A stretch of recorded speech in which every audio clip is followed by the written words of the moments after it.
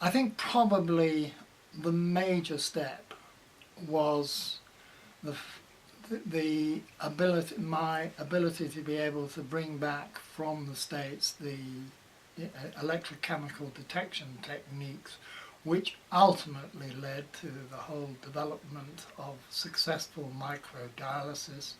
and the ability to measure transmitter release in the brain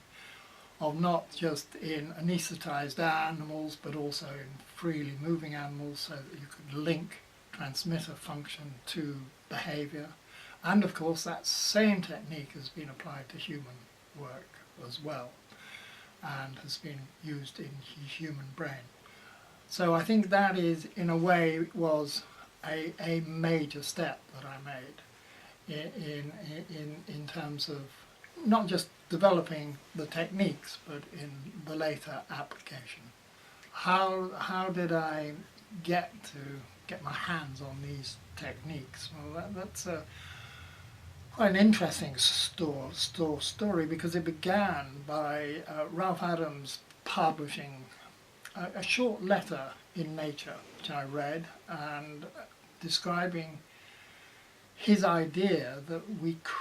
it would be possible to use very small probes in the brain to measure transmitter release by being able to monitor their electrochemical behavior. And I was intrigued by this, so I wrote to him, and he happened to be in Europe at the time because he was on sabbatical. He said he'd like to come and meet up with me, and we met in a wine bar just off Queen Square, where it was just at the time when wine bars began to exist. And I was going to a meeting in America later that year, in Wisconsin, and we arranged that I would go to Kansas, where he was based, and we would try and see if we could use such probes. And I went to Wisconsin to the meeting, and then went to Chicago, where I met up with a friend who, because I was giving a talk at Loyola University, he said he would drive me down to Kansas because he too wanted to meet Ralph Adams, who was a really eminent electric chemist with broad ideas and views. And so we drove down, and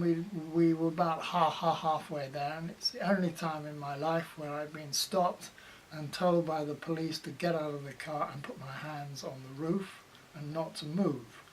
And the reason for all this was that we'd been going at 58 miles an hour rather than 55 miles an hour. So we went on to Kansas, and we got there, and we did an initial experiment, which, to our real excitement, when we gave parachloramphetamine, which is a drug that releases 5-HT,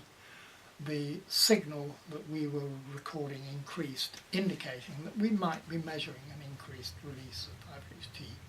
So I brought those data back with me to the UK, and was able to persuade the MRC to give me funding to go back to the States and see if we could establish this method. We had 8 weeks to do it in, and we achieved that.